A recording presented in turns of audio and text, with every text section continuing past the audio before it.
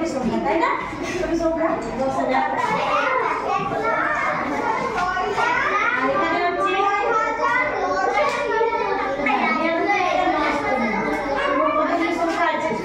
তোমাদের সাথে অনেকটা সময় আছি, এই জন্য কাজটা তোমাদের পুরোটা নিজে